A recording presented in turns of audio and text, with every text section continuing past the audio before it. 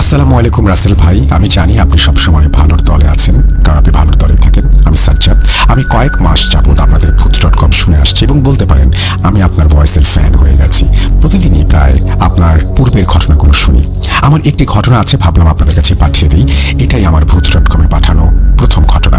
আশা করি ভালো লাগবে। ঘটনাটি ঘটেছে আমার মামার সঙ্গে। আমার মামা একজন অত্যন্ত সাহসী মানুষ। তিনি ভূত জিন এইসবে একটু কমই ভয় পান। আমার মামা বাড়ির অবস্থান হচ্ছে টাঙ্গাইল জেলার মধুপুর উপজেলার একটি গ্রামে। গ্রামের নামটি কোনো একটা কারণবশত বললাম না। এটা হচ্ছে একটি পাহাড়ি অঞ্চল। স্বাভাবিকভাবেই পাহাড়ি গ্রাম যেহেতু একটু নিরিবিলি, মানুষের বসবাস কম, চারিদিকে আনারসের বাগান আর গাছপালায় ঘেরা অনেক সুন্দর একটি গ্রাম।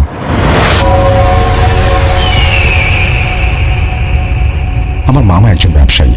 প্রতিদিন শহরে যেতেন এবং রাতে বাড়ি ফিরে আসতেন। আমি তো আপনাকে আগেই বলেছিলাম যে গ্রামটা গাছপালায় ঘেরা। শহরের মেইন রোড থেকে গ্রামটি প্রায় 2.5 কিলোমিটার ভেতরে। তো এই পথটুকু এতই দুর্গম, হেঁটে যেতে হয়, অর্থাৎ রিক্সা বা ভ্যান এরকম কিছু চলে না। রাস্তার পাশে আনারস বাগান। মেইন রোড থেকে একটু এগোলেই একটি ধৈরা অর্থাৎ নিচু থেকে উঁচু রাস্তা। এই জায়গাটা একটু বেশি ভয়ের। শোনা যায় এখান থেকে কেউ ফাঁসি দিয়ে মারা গিয়েছিল, কিন্তু এটা সত্যতা সম্পর্কে এখনো নিশ্চিত হওয়া যায়নি। তবে এখানে মাঝে মাঝে অস্বাভাবিক ঘটনা ঘটে। আমার মামার সঙ্গে এই ঘটনাটি ঘটে এই বাড়িতে ফেরার সময়। তখন প্রায় রাত 2টা কি 3টা হবে। যখন তিনি ধৈরার ওপর আসলেন, সেই সময়েই তিনি দেখলেন যে রাস্তার ওপরে একটি বিশাল দেহী বড় একটি সাপ পড়ে আছে। সাপটি মামার বর্ণনা মতে অত্যন্ত বড়। মামা হঠাৎ করে এত বড় সাপ দেখে ভয় পেয়ে যান এবং তখন রাত অনেক, আশেপাশে কোনো বাড়ি বা লোকজন কেউ নেই, একেবারে নিরিবিলি এলাকা। তিনি রাস্তা দিয়ে হেঁটে যাচ্ছেন। ভয় পাওয়াটাই স্বাভাবিক, এত বড় সাপ এখানে থাকার কথা না। তখন তিনি কি করবেন ভেবে পাচ্ছিলেন না। তিনি বুঝলেন এটি প্যারানর্মাল কিছু হবে। তিনি দোয়া দুরুদ পড়তে শুরু করলেন। সাপটি যাচ্ছিল না। তখন তিনি ভাবলেন যে সাপটাকে ডিঙিয়ে চলে যাবেন। যেহেতু নড়াচড়া করছে না, তিনি সাপটাকে ডিঙিয়ে চলে যাওয়ার চেষ্টা করলেন, কিন্তু কোনোভাবে তিনি ডিঙাতে পারলেন না। অর্থাৎ তার মনে হচ্ছে কোনো একটা দেয়াল সামনে খাড়া করা আছে। তখন তিনি ভয় পেয়ে একটু পেছনের দিকে তাকালেন এবং পেছনে সরে যেতে চাইলেন। পেছন দিকে একটু সরে যেতেই তিনি দেখলেন সাপটি আর নেই। মুহূর্তের মধ্যে সাপটি উধাও। তিনি একটু সাহস জুগিয়ে আবারও রাস্তা ধরলেন এবং রাস্তায় আস্তে আস্তে বাড়ি ফিরে আসলেন। আমি আগেই বলেছিলাম আমার মামা একজন সাহসী মানুষ, এতে কোনো তার সমস্যা হয় না। এর অনেক দিন পর শীতকালে বাড়ি ফেরার পথে একটা ঘটনা ঘটেছিল। মামা আমাদের ঘটনাটি যেভাবে বলেছিলেন আমি সেভাবেই বলছি।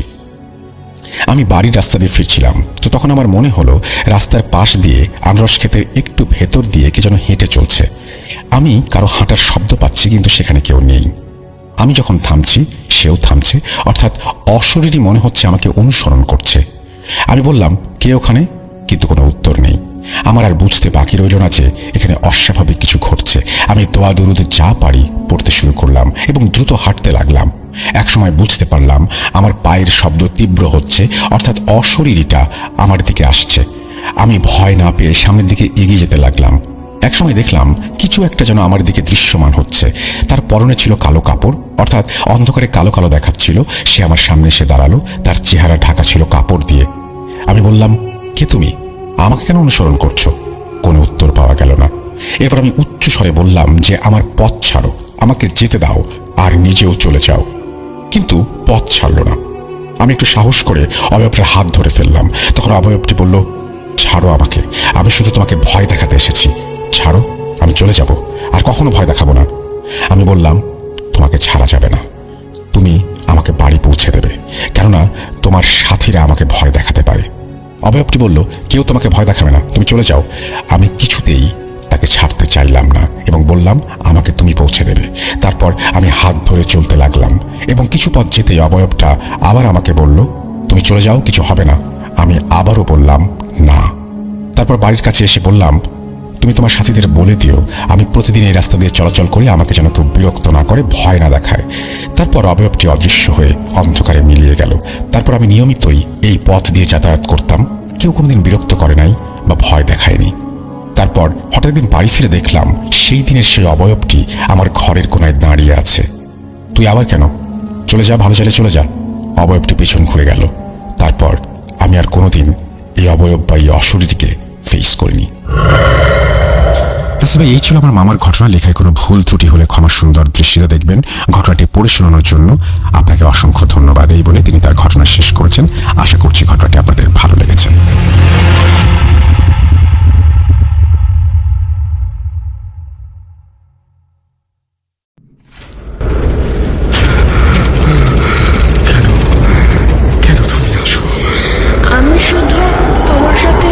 চায়। তুই চলে যাও প্লিজ, চলে যাও। Booth.com with Russell.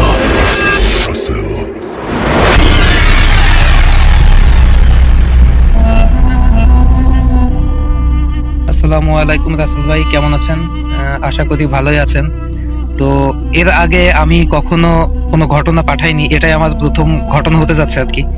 কিন্তু বহুদিন ধরেই ভূত এফএম শুনতাম, বাট এখন তার ভূত এফএম নাই, এখন ভূত.com-টা শুনি। তো শুরুতেই বলে রাখি, আমি কথা তেমন গুছিয়ে বলতে পারি না, এর জন্য আগেই ক্ষমা চেয়ে নিচ্ছি। তো আমি আজকে যে ঘটনাটা বলতে চলেছি সেটা হচ্ছে যে আমার নিজের সাথে ঘটে যাওয়া একটা ঘটনা। হ্যাঁ, তো এটার মধ্যে কোনো রকম মানে কি বলবো, এটাকে ফেক কোনো কিছু নাই, নিজের সাথে ঘটে যাওয়া একটা ঘটনা আমি শেয়ার করতে চলেছি। তো আমি ঘটনাতে চলে যাই কথা না পেঁচিয়ে। তো ঘটনাটা হচ্ছে 2014 থেকে 15 সালের দিকে, মেবি, আমাদের ঠিক সময়টা মনে নাই। তখন আমি এইচএসসি পরীক্ষা দিব। হ্যাঁ, পরীক্ষা তখনও হয় নাই, পরীক্ষা দিব আমি। তো শুরুতেই বলে রাখি, আমি আগে 5 ওয়াক্ত নামাজ কালাম করতাম, এখনো যদিও করি, তবে একটু কম হয়ে যায় আর কি, মাঝে মাঝে অনেকগুলা মিস যায়। তো যাই হোক, আগে 5 ওয়াক্ত নামাজ কালাম পড়তাম। এমনও সময় গেছে আপনার, মাঝে মাঝে আমি মসজিদে আজান দিতাম, মুয়াজ্জিন সাহেব এসে বলতেন যে আজকে আজান দিবা, তুমি দিতে চাইলে দাও। তো শখরে আর কি সেই সময় আজান দিতাম, মানে এগুলোর প্রতি খুবই একটা টান ছিল। কারণ সেই সময় তো আচ্ছা, শুরুতে তার আগে আমি আরেকটা কথা বলে নিই। আমার বাসা হচ্ছে যে চুয়াডাঙ্গা জেলার দর্শনাতে, নাম শুনেছেন হয়তো বা অনেকেই, এটা খুলনা বিভাগের মধ্যে পড়ে। আর আমার নাম হচ্ছে যে সামিউল। তো সেই সময় আমি আমি কি বলবো, মসজিদের প্রতি একটা অন্যরকম একটা টান ছিল। আজান দেওয়া মানে আমি মসজিদে আছি। তো এরকম আমার পাশের বাসায় একটা ভাই আছে আর কি, তার নাম আনিস। তো আমরা দুইজন মিলে একসাথে নামাজ পড়তে যেতাম।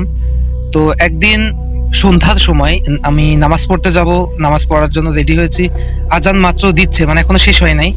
তো সেই সময় আমার আনিস ভাইদের বাসা আর আমাদের বাসা কিন্তু পাশাপাশি, বলে রাখি। একটা বাসা আমাদের বাসা, ডান সাইডে একটা ফাঁকা জমি, তার পাশেরটা মানে আমাদের ভাইদের বাসা।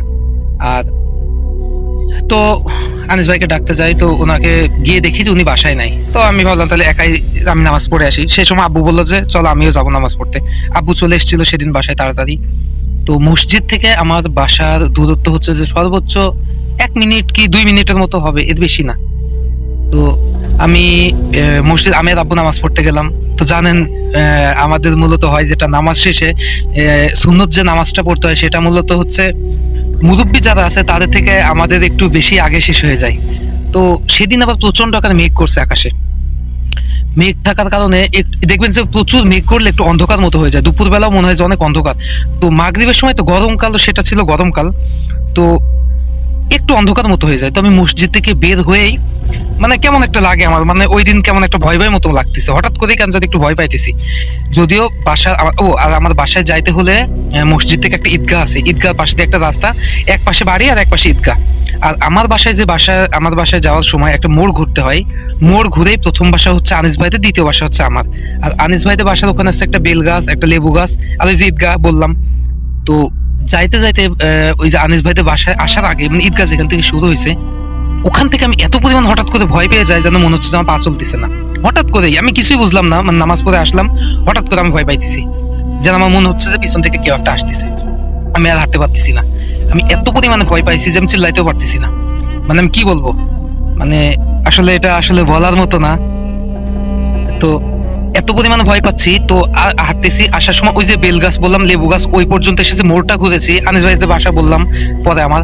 ওই জায়গায় এসে আমি এত ভয় পাইতেছি যে না, এবার আমার পিছনে দেখতেই হবে কে আসছে। আর আমি এত বোকা ছিলাম, মানে কি বলবো, সেই সময় পিছনে ঘুরি আর কি, ঘুরে দেখি যে আমার আব্বু আসতেছে। আমি কিন্তু মানে এমন একটা ভয় পাইছি আমি, যে মানে কি না কি, আমি তো অন্যরকম কিছু ভেবে নিছি যে না, মানে কিছু একটা হইতেছে হয়তো আমার সাথে। তো বাট দেখি যে আমার আব্বু, তা আব্বুর সাথে পিছনে ছিল। তো আমি আব্বুর সাথে বললাম যে তুমি আমার সাথে নামাজ পড়ে চলে আসতেছো? তো বললো যে মানে একটা বলে উত্তর দিল। তো একসাথে চলে আসলাম, আমার বাবা ছিল আমার থেকে 1-2 হাত পিছনে। তো এসে আনিস ভাইদের বাসায় আমি ঢুকে গেলাম, দেখতেছি যে আনিস ভাই চলে এসছে। তো জিজ্ঞাসা করলাম কি ব্যাপার ভাই, নামাজ পড়তে গেলেন না আজকে? তো বললো যে আমি হচ্ছে যে বাজারে গেছিলাম আজকে, এজন্য নামাজ পড়তে যাইতে পারি নাই।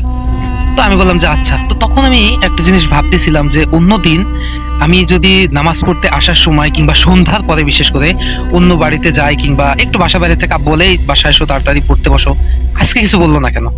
তো এই ভেবে আনিস ভাইদের বাসায় গেটটা খুলে এক দৌড়ে আমি আমার ঘরে ঢুকে পড়ি, মানে বাসায় চলে যায়। আমার বাসায় গিয়ে আম্মু দেখো যে আব্বু কই, কলেজে তোর আব্বু এখনো আসে নাই। এই যে আমি খাটের উপর ধাপ করে একটা পড়ে গেছি, আব্বু নাই মানে আমি তো আব্বুর সাথে আসলাম, আব্বুর সাথে আমি কথা বললাম, একসাথে আমি বাসা পর্যন্ত আসলাম ঈদগাহ থেকে। কই না তো আব্বু তো এখন আসে নাই।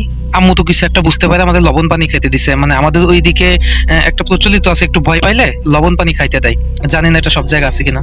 তো লবণ পানি খাইতে দিয়ে আম্মু বলে তুই গোসল করে নাই।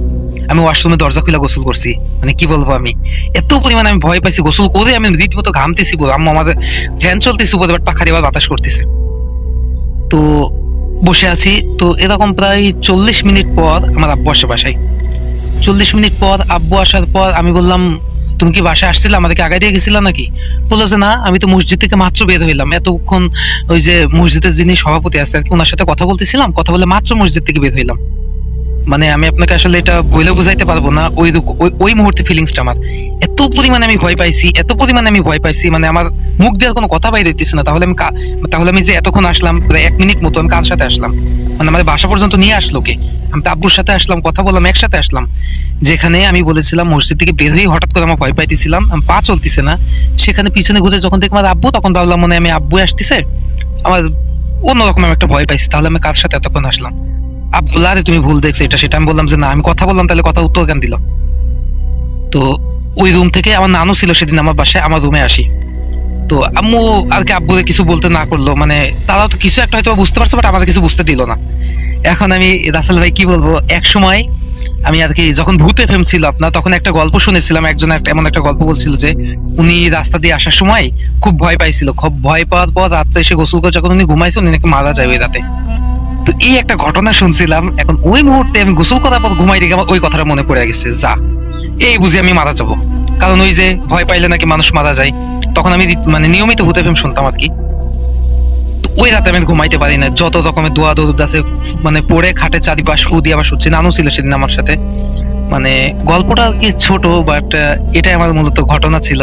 অনেকের হয়তো বা ভালো লাগবে না, আর আমি ওইভাবে গুছিয়েও বলতে পারলাম না, বাট গল্পটা একদম সত্য গল্প, এটা আমার নিজের সাথে ঘটে যাওয়া গল্প। আর একটা ছোট গল্প বলি, গল্প না মূলত এগুলো আসলে ঘটনা। সেটা হচ্ছে যে আমি কোরআন শরীফ পড়তাম, আমি বলেছি আপনাকে যে আমি আগে মসজিদ ছাড়া কিছু বুঝতাম না, যদি এখনো মানে ওই সময়টা কি হয়ে ওঠে না, বাট নামাজ কালাম পড়ি আল্লাহ রহমতে ইনশাল্লাহ। তো সকালে আমার আরেকটা ভাই আছে, ওনার নাম হচ্ছে যে সোহান। তো আমি আর ও হচ্ছে যে নামাজ পড়া, ফজরে নামাজ পড়ার পর মসজিদে কোরআন শরীফ পড়তাম সকাল পর্যন্ত, এই 6টা পর্যন্ত পড়ে তারপর বাসায় চলে এসে পড়তে যাইতাম। তো কোরআন শরীফ পড়তেছি মসজিদের বারান্দায়, দেখবেন যে মসজিদে তো 2টা অংশ থাকে, একটা ভিতরে পাট একটা বাইরে। তো বাইরে 2জন দরজার 2 পাশে নামাজ পড়তেছি, মানে মাঝখান থেকে তো মসজিদে ঢুকতে হয়। তো আমি লেফট সাইডে আছি, ও হলো রাইট সাইডে আছে। তো নামাজ পড়তে পড়তে মানে সরি কোরআন শরীফ পড়তে পড়তে হঠাৎ করে কেন জানি মানে রুকু শেষ হয় নাই, বাট পড়তে পড়তে কেন জানি আমার চোখ বাইরের দিকে চলে যায়, আর বাইরের দিকে চলে যায় ওখানে যায় তখন দেখি যে আমার সামনে থেকে কি একটা চলে গেল, মানে আমি কি বলবো আর কি। দেন আবার কোরআন শরীফ পড়তেছি হঠাৎ করে দেখি ডান দিকে চোখ চলে যায়, জানালার দিকে কি একজন চলে যাচ্ছে। মানে আমি এটা স্পষ্ট ফিল করতে পারতাম ওই ঘটনার পর, ওই যে যেদিন বললাম যে আমি ভয় পাইছি, এটা তার পরের ঘটনা। এরকম প্রায় 2 দিন 3 দিন 4 দিন হয়, তারপর থেকে আমার আর কি সকালে ওই অত সকালে আমার কোরআন শরীফ পড়া আসলে খুব ভয় করতো। পরে ওটা চেঞ্জ করে আমার পরে দুপুরে নামাজের পর পড়তাম আর কি। তো এই ছিল রাসেল ভাই আমার ঘটনা, যদি ঘটনাটা ভালো লাগে অবশ্যই শোনাবেন। আর এরকম আরো কয়েকটা ঘটনা আছে, আমি অন্য আরেকদিন শোনাবো। আজকে এতটুকুই, বাট জানি না ঘটনাটা কেমন হয়েছে, অন্যদের মতো এত ভয়ঙ্কর কিংবা অন্য কোনো রকম কিছু না, বাট আমার ক্ষেত্রে এটা আমার অনেক ভয়ের একটা ঘটনা। প্লাস মানে কি বলবো, ওই ঘটনাগুলো মনে পড়লে এখন যেমন ভয় পাই, তেমন কিছু কিছু জিনিস ভেবে খুব হাসিও পাই। তো ভালো থাকবেন সবাই, ধন্যবাদ, আসসালামু আলাইকুম।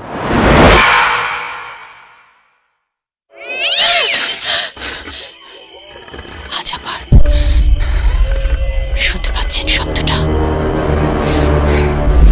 ভয়ের আরেক নাম ভূত.com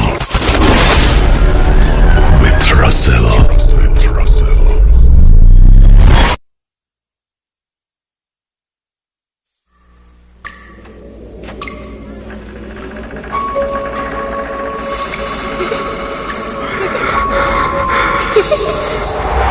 লুকোচুরি খেলবে? লুকোচুরি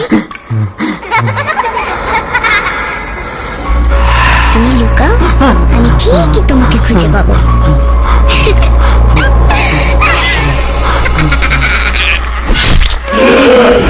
Bhoot.com with Russell.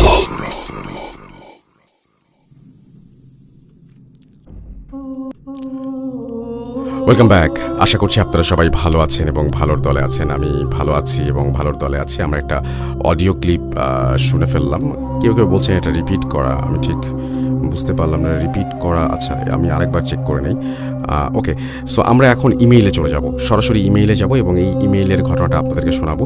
আশা করছি এই ঘটনাটা আপনাদের ভালো লাগবে। এটা তানভীর তুষারের পাঠানো ঘটনা। দেখুন কেমন লাগে এবং পুরোটা সময় আমাদের সঙ্গেই থাকুন। চলুন ঘটনায় চলে যাওয়া যাক। You never were alone.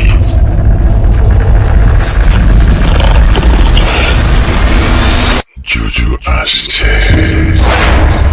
You are not alone.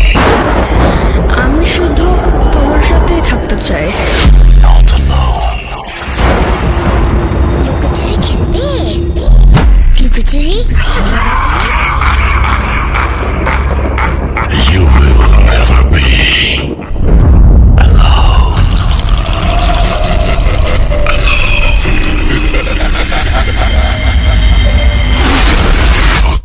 Bhoot.com. The fear returns with Russell. তো আলাই নদী কানায় কানায় পূর্ণ থাকতো, তখন আমাদের নদীর এপার দিয়েই বাড়ি থেকে বাজারে যাতায়াত করতে হতো। আর শীতকাল শুরুর পরপরই নদীর পানি কমতে কমতে তা একেবারে শুকিয়ে যেত। তখন গ্রামের সবাই নদীর ওপার দিয়েই চলাচল করত, কারণ নদীর ওপারের রাস্তাতেই আমাদের বাড়ি থেকে নয়াবন্দর বাজার পর্যন্ত প্রায় 1.5 কিলোমিটার রাস্তা, আর এর মাঝে অন্য কোনো বাড়িঘর ছিল না। নদীর এপার দিয়ে যেতে হলে রাস্তার এক পাশে বয়ে চলা ছোট্ট আলাই নদী আর অপর পাশে বিশাল বড় ধান ক্ষেত। বাজার আর আমার বাড়ির মধ্যবর্তী জায়গায় অনেক বছরের শ্মশান ঘাট। রাস্তার ওপরেই নদীর পাশে ঘাস লতা পাতা কেটে চিতা সাজিয়ে মানুষ পোড়ানো হয় সেখানে। যতক্ষণ চিতা সাজানো হয়নি ততক্ষণ লাশ এনে রাস্তার উপরে রেখে দেওয়া হয়। বাজারে যাওয়ার সময় প্রায়ই দেখতাম সেখানে লাশ পোড়ানোর আয়োজন চলছে, অথবা লাশ পোড়ানো শেষ, রাস্তাটা বেশ গরম হয়ে আছে, কিংবা সেখানে ধোয়ার কুণ্ডুলি পাকিয়ে উঠছে সেই জ্বলন্ত চিতা থেকে। আর নদীর ওপার দিয়ে বাজার যেতে হলে রাস্তার এপাশে পড়তো সেই আলাই নদী, আর অপর পাশে পড়তো ধানের। আমি ক্লাস শেষ করে গ্রামের বাড়িতে ফিরে আসি। যদিও রাস্তা থেকে নেমে সাইকেল কাঁধে নিয়ে হাঁটু পানি পার হয়ে আসতে হতো আমাকে। এমনি এক বৃহস্পতিবার আমি স্কুল শেষ করে বাড়িতে আসছি। যখন নয়াবন্দর বাজারে পৌঁছালাম তখন বিকেলের আভা মিলিয়ে গেছে দূর আকাশে। শীতের সূর্য তখন লাল হয়ে জানান দিচ্ছে তার অস্তিত্ব। বাজারে নেমে গ্রামের কিছু বন্ধু বান্ধবের সাথে আড্ডা দিয়ে যখন সাইকেলে উঠলাম তখন প্রায় সন্ধ্যা জেঁকে বসেছে চারপাশে। সাইকেলে উঠে বাজার থেকে সেই মল্লে ভিটার রাস্তাটা দিয়ে আমি আসা শুরু করলাম। শীতের সন্ধ্যা যে এত তাড়াতাড়ি নেমে আসে তা বুঝলাম বাজার থেকে বের হবার পরে। বাজারের পাশের বাড়িগুলো ছাড়িয়ে আমি যখন সাইকেল নিয়ে সেই নির্জন রাস্তায়, তখন চারিদিকে কুয়াশাচ্ছন্ন অন্ধকার নেমে এসেছে। দুই পাশে ফসলি জমি আর মাঝে দিয়ে এঁকে বেঁকে চলেছে রাস্তাটা। রাস্তার দুপাশে ছোট বড় গামার গাছের সারি, মাঝে মাঝে দু একটা ঝোপ সাদৃশ্য বড়ই গাছ। সোনালি লতায় যেন ঘিরে ফেলেছে সেই গাছগুলো। দেখলে মনে হয় সব জীবনী শক্তি খেয়ে আধিপত্য বিস্তার করে আছে এই পরগাছাগুলো। আমি অন্ধকারে আস্তে আস্তে সাইকেল চালাচ্ছিলাম। মাটির রাস্তায় মাঝে মাঝে ছোট গর্ত। রাস্তাটা আজ যেন বেশি নির্জন। একটা মানুষকেও দেখলাম না যে বাজারের দিকে যাচ্ছে বা বাড়ির দিকে যাচ্ছে। যদিও শীতের সেই সময়ে সন্ধ্যার পরে খুব একটা কাউকে দেখা যায় না এই রাস্তায়। আমি যখন মল্লে ভিটার কাছে চলে আসলাম তখন আমার সামনে দৃশ্যমান হয়ে উঠল সেই বিশালাকার ছ্যাতান গাছ। তার পাশে এসেই মিলিয়ে গেছে রাস্তার এক পাশের ধানের জমি। তার বদলে শুরু হয়েছে আলাই নদীর পথ চলা। নদী শীতকালে শুকনো থাকলেও এই জায়গার পানি শুকায় না। ছ্যাতান গাছটা রাস্তার পাশে হওয়াতে কবরস্থানের সেই জায়গাটা আরো বেশি ঘন কালো অন্ধকার লাগছে, যেন গুমোট বাঁধা একটা অন্ধকারে জমে আছে সেখানে। আমার শরীর কিছুটা শিউরে উঠল। মনে হচ্ছে এই গুমোট কালো অন্ধকার আমাকে সহ সাইকেলটা গিলে ফেলেছে। ঠিক গাছের নিচে যাওয়ার সময় সাথে সাথে হঠাৎ করে আমার সাইকেলের চেন পড়ে গেল। আমি যেন চমকে উঠলাম এক মুহূর্তে। সাইকেল থেকে নেমে ঠেলে বের হয়ে আসলাম ঘন কালো সেই অন্ধকার থেকে। একটু দূরে এসে চেনটা তুলে আবার সাইকেল চালিয়ে চলে আসলাম বাড়িতে। ব্যাপারটা খুব স্বাভাবিক, সাইকেলের চেইন যে কোনো সময় যে কোনো জায়গায় পড়তেই পারে, এটা নিয়ে তেমন কোনো মাথা ঘামানোর দরকার নেই। কিন্তু চিন্তাটা জেঁকে বসতে শুরু করলো যখন পরপর 2 সপ্তাহের বৃহস্পতিবার বাড়ি আসতে যেয়ে আমার সাইকেলের চেইন ঠিক গাছের নিচে এসে পড়ে গেল। এর পরের সপ্তাহে আমি চিন্তা করলাম এবার ওখানে এসে সাইকেল থেকে আমি নেমে হেঁটে পার হব জায়গাটা। কিন্তু হেঁটে পার হওয়ার সময়ও সাইকেলের চেন সেই গাছটার নিচে এসেই পড়ে গেল। এবার আর অবাক হওয়ার পালা নয়, একটা ভয় জেঁকে বসলো আমার মনে। ছোট থেকে শুনে আসা সেই ভয়ের ঘটনাগুলো আমার মনের ভয়কে আরো শক্ত করে দিতে থাকলো দিনে দিনে। আমি এরপরে কিছু সপ্তাহ এই রাস্তা বাদ দিয়ে শ্মশানের সেই রাস্তা ধরে বাড়ি আসা শুরু করলাম। কিছুদিন পরে এই ঘটনাগুলো নিছক আমার নার্ভাসনেসের কারণ বলে নিজের মনকে সান্ত্বনা দিয়ে ব্যাপারটা ভুলে গেলাম। আবার একদিন সাহস করে সেই রাস্তা দিয়ে বাড়ি ফেরা শুরু করলাম, কিন্তু এবার আর কোনো সমস্যা নেই, সবকিছু স্বাভাবিক। ব্যাপারটা তখন প্রায় ভুলেই গিয়েছিলাম আমি। কাকতালীয় ভেবে নিয়ে বেশ স্বাভাবিকভাবেই চলাচল করতে থাকি আমি। এর মাঝে কেটে যায় আরো 1 মাসের বেশি সময়। ছুটিতে গ্রামের বাড়িতে যাই সবাই, গ্রামের বাড়িতেই থাকা হচ্ছিল তখন। আমি বাজারে যাই, আড্ডা দিয়ে সন্ধ্যায় বাড়ি ফিরে আসি, কোনো সমস্যা নেই। এর কিছুদিন পরে আমাদের গ্রামের পাশের গ্রামে এক ছেলে বিষ খেয়ে আত্মহত্যা করে। এরপরে তাকে সেই মল্লেভিটায় কবর দেয়া হয়। তাকে কবর দেয়া হয় সেই বিশাল ছ্যাতান গাছের নিচে। 2018 সালের সেই কবর সহ তোলা একটা ছবি এই ঘটনা প্রচারের পরপরই ভূত.কমের পেজে এবং গ্রুপে পোস্ট করা হবে। এই ছেলেটা বিষ কিনতে গিয়েছিল।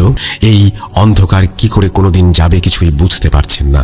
এদিকে ভ্যান কোন দিকে পড়ে গেছে তাও আর বুঝতে পারছেন না তিনি। দিক বিদিক ভুলে সামনের দিকে দৌড় দেন তিনি। পেছন থেকে তখনও ভেসে আসছে কান্না জড়িত সেই কণ্ঠ। সেখানে থেকে সে নানির বাড়িতে চলে যাবে। আমাকে বলল আমি একা যেতে পারবো কিনা। আমিও সাথে সাথে বললাম সমস্যা নেই, আমি একাই যেতে পারবো। বাড়ি থেকে যখন বের হলাম তখন বেশ খানিকটা অন্ধকার আবছা হয়ে নেমে এসেছে চারপাশে। ভাবলাম নদীর পানি তো শুকনো, আর মল্লেভিটার সেই ঘটনাও অনেকদিন হয়েছে। কোন দিক দিয়ে যাই? যেহেতু মল্লেভিটা দিয়ে রাস্তা কম আর হেঁটে যাব, তাই সেই পথটাই ধরলাম আমি। নদী পার হয়ে যখন রাস্তার উপরে উঠলাম তখন আবারও অন্ধকার যেন জেঁকে বসলো আমায়। তবে চারপাশে একটু তাকিয়ে বেশ ভালোই দেখা যাচ্ছে এখনো। গাঢ় অন্ধকার এখনো ঘিরে ধরেনি। রাস্তা একদম ফাঁকা আর নীরব, কোথাও কোনো জন মানুষের চিহ্ন নেই। আমার পকেটে তখনও বাটন ফোন। নানির বাড়িতে যাব বলে ফুল চার্জ করে এনেছিলাম। অন্ধকার হয়ে গেলে এর আলোতেই চলা যাবে, কিন্তু লাইট জ্বালানোর মতো অন্ধকার আরো কিছু সময় দূরে। আমি হাঁটতে শুরু করলাম। শিরশির করে নদীর পানি ছুঁয়ে উঠে আসা ঠান্ডা বাতাস এসে লাগছিল আমার মুখে। চারিদিকে ঝিঝি পোকার চিৎকারে কান ঝালাপালা হওয়ার অবস্থা। দূর থেকে একটা ব্যাঙের ডাক ভেসে আসছে কোনো এক ছন্দে। আমি যতই নদীর পার ধরে এগিয়ে যাচ্ছি ততই বিশালাকার সেই ছ্যাতন গাছ তার অস্তিত্বের জানান দিচ্ছে আমার চোখে। অন্ধকারে যেন হাত পা মেলে দাঁড়িয়ে আছে বিশালাকার এক দৈত্য। আমি ঢুকে পড়লাম সেই গাছের নিচে আদিম অন্ধকারে। আর ঠিক তখনই আমার নাকে ভেসে আসলো আগরবাতির এক তীব্র গন্ধ। আমি ছোট থেকেই আগরবাতির গন্ধ সহ্য করতে পারি না, আর এই তীব্র গন্ধ যেন আমার নিঃশ্বাস বন্ধ করে দিচ্ছিল। মনে হচ্ছে দম আটকে এখানেই পড়ে যাব। শরীরের সব শক্তি দিয়ে জোর কদমে হাঁটা দিলাম সামনের দিকে। ঘন অন্ধকার বলয় থেকে যখন বের হয়ে গেলাম গন্ধ অনেকটাই কমে এলো। ভাবলাম পাশে নতুন কবর, তাই হয়তো বাড়ির কেউ আগরবাতি জ্বালিয়ে গেছে। কিন্তু তখনই বেশ অদ্ভুত একটা ব্যাপার খেয়াল করলাম। কান ঝালাপালা করা সেই ঝিঝি পোকার ডাক আর নেই। এত নীরব হয়ে গেছে যে নিজের হাঁটার শব্দ শুনতে পাচ্ছি আমি। এক মুহূর্তে এমন পরিবর্তন বুকের মাঝে ধুক করে উঠল আমার। আবার জোরে হাঁটা দেব ঠিক এই সময়ে আমি অনুভব করলাম আমার পেছনে কেউ হেঁটে আসছে, কিন্তু পেছনে তাকানোর সাহস আমার নেই। এরপরে মনে হলো না, একজন না, কয়েকজন হেঁটে আসছে আমার পেছনে। এরপর ভাবলাম হয়তো আমাদের গ্রামের ওদিক থেকে কেউ বাজারে যাচ্ছে। মনের মাঝে একটা শক্তি অনুভব করলাম। পেছন ফিরে তাকালাম, কিন্তু পেছন তাকানো মাত্রই এমন এক দৃশ্য আমি দেখলাম যা মনে হয়ে উঠলে আমার আজও শরীর শিউরে ওঠে। দেখলাম একটা লাশ বহন করা কাঠের খাটিয়া কাঁধে নিয়ে 4 জন লোক এগিয়ে আসছে আমার পিছু পিছু। The fear returns with Russell. আর একটা নদীর ওপার দিয়ে বর্ষার মৌসুমে যখন ছোট্ট আলাই নদী কানায় কানায় পূর্ণ থাকত, তখন আমাদের নদীর এপার দিয়েই বাড়ি থেকে বাজারে যাতায়াত করতে হতো। আর শীতকাল শুরুর পরপরই নদীর পানি কমতে কমতে তা একেবারে শুকিয়ে যেত। তখন গ্রামের সবাই নদীর ওপার দিয়েই চলাচল করত, কারণ নদীর ওপারের রাস্তাতেই আমাদের বাড়ি থেকে নয়াবন্দর বাজার পর্যন্ত প্রায় 1.5 কিলোমিটার রাস্তা, আর এর মাঝে অন্য কোনো বাড়িঘর ছিল না। নদীর এপার দিয়ে যেতে হলে রাস্তার এক পাশে বয়ে চলা ছোট্ট আলাই নদী, আর অপর পাশে বিশাল বড় ধান ক্ষেত। বাজার আর আমার বাড়ির মধ্যবর্তী জায়গায় অনেক বছরের শ্মশানঘাট। রাস্তার ওপরেই নদীর পাশে ঘাস লতা পাতা কেটে চিতা সাজিয়ে মানুষ পোড়ানো হয় সেখানে। যতক্ষণ চিতা সাজানো হয়নি ততক্ষণ লাশ এনে রাস্তার উপরে রেখে দেওয়া হয়। বাজারে যাওয়ার সময় প্রায়ই দেখতাম সেখানে লাশ পোড়ানোর আয়োজন চলছে, অথবা লাশ পোড়ানোর শেষ, রাস্তাটা বেশ গরম হয়ে আছে, কিংবা সেখানে ধোয়ার কুণ্ডুলি পাকিয়ে উঠছে সেই জ্বলন্ত চিতা থেকে। আর নদীর ওপার দিয়ে বাজার যেতে হলে রাস্তার এপাশে পড়তো সেই আলাই নদী, আর অপর পাশে পড়তো ধানের জমি। তবে এখানে নদীটা রাস্তার সাথে অর্ধেক পথ এসে শ্মশানের দিকে বেঁকে গেছে। তখন থেকে রাস্তার দুই পাশেই ধানি জমি। যদিও শীতের সেই সময়ে সন্ধ্যার পরে খুব একটা কাউকে দেখা যায় না এই রাস্তায়। আমি যখন মল্লে ভিটার কাছে চলে আসলাম, তখন আমার সামনে দৃশ্যমান হয়ে উঠল সেই বিশালাকার ছ্যাতান গাছ। তার পাশে এসেই মিলিয়ে গেছে রাস্তার এক পাশের ধানের জমি। তার বদলে শুরু হয়েছে আলাই নদীর পথ চলা। নদী শীতকালে শুকনো থাকলেও এই জায়গার পানি শুকায় না। ছ্যাতান গাছটা রাস্তার পাশে হওয়াতে কবরস্থানের সেই জায়গাটা আরো বেশি ঘন কালো অন্ধকার লাগছে, যেন গুমোট বাঁধা একটা অন্ধকারে জমে আছে সেখানে। আমার শরীর কিছুটা শিউরে উঠল। মনে হচ্ছে এই গুমোট কালো অন্ধকার আমাকে সহ সাইকেলটা গিলে ফেলেছে। ঠিক গাছের নিচে যাওয়ার সময় সাথে সাথে হঠাৎ করে আমার সাইকেলের চেন পড়ে গেল। আমি যেন চমকে উঠলাম এক মুহূর্তে। সাইকেল থেকে নেমে ঠেলে বের হয়ে আসলাম ঘন কালো সেই অন্ধকার থেকে। একটু দূরে এসে চেনটা তুলে আবার সাইকেল চালিয়ে চলে আসলাম বাড়িতে। ব্যাপারটা খুব স্বাভাবিক। সাইকেলের চেইন যে কোনো সময় যে কোনো জায়গায় পড়তেই পারে, এটা নিয়ে তেমন কোনো মাথা ঘামানোর দরকার নেই। ছুটিতে গ্রামের বাড়িতে যাই সবাই, গ্রামের বাড়িতেই থাকা হচ্ছিল তখন। আমি বাজারে যাই, আড্ডা দিয়ে সন্ধ্যায় বাড়ি ফিরে আসি, কোনো সমস্যা নেই। এর কিছুদিন পরে আমাদের গ্রামের পাশের গ্রামে এক ছেলে বিষ খেয়ে আত্মহত্যা করে। এরপরে তাকে সেই মল্লে ভিটায় কবর দেয়া হয়। তাকে কবর দেয়া হয় সেই বিশাল ছ্যাতান গাছের নিচে। 2018 সালের সেই কবর সহ তোলা একটা ছবি এই ঘটনা প্রচারের পরপরই ভূত.কমের পেজে এবং গ্রুপে পোস্ট করা হবে।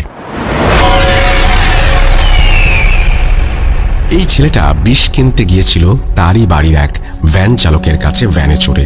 ছেলেটাকে কবর দেওয়ার পরে সেই ভ্যান চালক একদিন রাতে ভাড়া শেষ করে সেই মল্লে ভিটার রাস্তা দিয়ে বাড়ি ফিরছিল।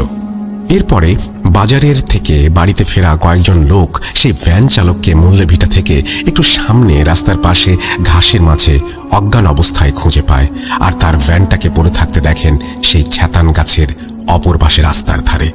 সেই ভ্যান চালককে যখন বাড়ি আনা হয় তখন তার জ্ঞান ফেরার পরে তার কাছে জানতে চাওয়া হয় কি হয়েছিল রাতে। তিনি বলতে শুরু করেন, তিনি যখন লোক নামিয়ে বাজারে আসেন তখন রাত প্রায় গভীর। গ্রামে সেই সময়ে শীতে সন্ধ্যা রাতের পরই লোকজন আর খুঁজে পাওয়া যেত না তেমন। সে বাড়ির জন্য বাজার করে ভ্যানের নিচে থাকা কেরোসিনের হ্যারিকেন জ্বালিয়ে ভ্যানে উঠে পড়ে বাড়ির উদ্দেশ্যে। সে সময় ছিল প্যাডেল ভ্যান। শীতের অন্ধকার আর কুয়াশা ফুঁড়ে উত্তরবঙ্গের ঠান্ডা বাতাসে সে বাড়ির দিকে চলতে শুরু করে। ভ্যানের নিচে জ্বলতে থাকা হ্যারিকেনের আলো কুয়াশার জন্য খুব বেশি নিজেকে প্রকাশ করতে পারে না। মিটমিটে আলোয় তাই আস্তে আস্তে ভ্যান চালিয়ে বাড়ি ফিরছেন তিনি। অন্ধকার ফুঁড়ে চলেছেন এক বিন্দু আলোর মতো। সামনের কুয়াশার মাঝেও স্পষ্ট হয়ে উঠছে সেই বিশাল আকারের ছ্যাতান গাছ। তিনি যখন সেই গাছের অন্ধকারের মাঝে ঢুকে গেলেন তখন একটা ক্ষীণ আওয়াজ ভেসে আসলো তার কানে। বাতাসের শব্দ ভেবে তিনি আরো জোরে প্যাডেল করা শুরু করলেন। ঠিক সেই মুহূর্তে তার মনে হলো এবার ডাকটা অনেক পরিচিত আর জোরালো। ঠিক এই ডাকের অস্তিত্ব তো এখন আর এই মানুষের দুনিয়ায় থাকার কথা না। এই ডাক তো কিছুদিন আগেই মুছে গেছে এই পৃথিবী থেকে। এবার যেন ভয় পেয়ে বসে তাকে। গাছের নিচে রাস্তার বাঁকটা ঘুরতেই ভয়ে ভ্যান নিয়ে নিকষ কালো অন্ধকার ঢেকে ধরে তাকে। সেই অন্ধকার থেকে ভেসে আসে একটা সুর, চাচা আমাকে নিয়ে যা। অন্ধকারে ভয়ের চূড়ান্ত পর্যায়ে তিনি। তার মস্তিষ্ক যেন থমকে গেছে এক মুহূর্তের জন্য। এই অন্ধকার কি করে কোনোদিন যাবে কিছুই বুঝতে পারছেন না। এদিকে ভ্যান কোন দিকে পড়ে গেছে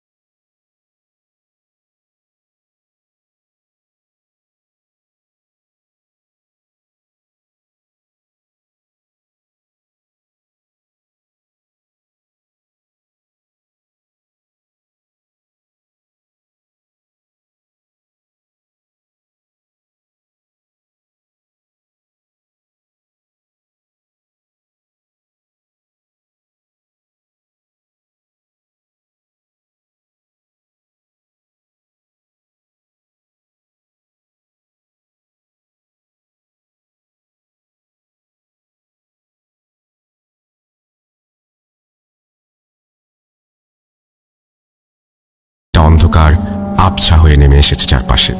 ভাবলাম নদীর পানি তো শুকনো, আর মল্লে ভিটার সেই ঘটনাও অনেকদিন হয়েছে। কোন দিক দিয়ে যাই? যেহেতু মল্লে ভিটা দিয়ে রাস্তা কম আর হেঁটে যাব, তাই সেই পথটাই ধরলাম আমি। নদী পার হয়ে যখন রাস্তার উপরে উঠলাম, তখন আবারও অন্ধকার যেন জেগে বসলো আমায়। তবে চারপাশে একটু তাকিয়ে বেশ ভালোই দেখা যাচ্ছে। এখনো গাঢ় অন্ধকার এখনো ঘিরে ধরেনি। রাস্তা একদম ফাঁকা আর নীরব, কোথাও কোনো মানুষের চিহ্ন নেই। আমার পকেটে তখনও বাটন ফোন। নানির বাড়িতে যাব বলে ফুল চার্জ করে এনেছিলাম। অন্ধকার হয়ে গেলে এর আলোতেই চলা যাবে, কিন্তু লাইট জ্বালানোর মতো অন্ধকার আরও কিছু সময় দূরে। আমি হাঁটতে শুরু করলাম। শিরশির করে নদীর পানি ছুঁয়ে উঠে আসা ঠান্ডা বাতাস এসে লাগছিল আমার মুখে।